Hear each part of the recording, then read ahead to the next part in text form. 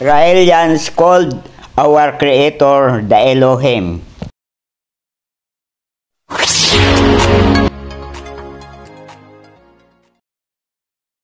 Elohim is an ancient Hebrew word which means people who came from the sky. It's plural, and its singular word is Eloha.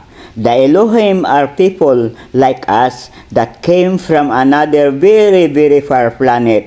The earth was lifeless when they arrived, so they developed it, and with their knowledge in genetic engineering, through DNA synthesis, they created life on Earth. All living things, different species of plants and animals, and later on human beings like them.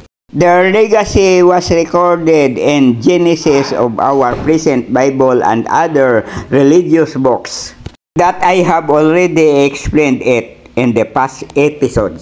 Tonight at 8:30 on my YouTube channel, Stories of Uncle Paeng, I'm going to explain this in details. Have a very nice weekend.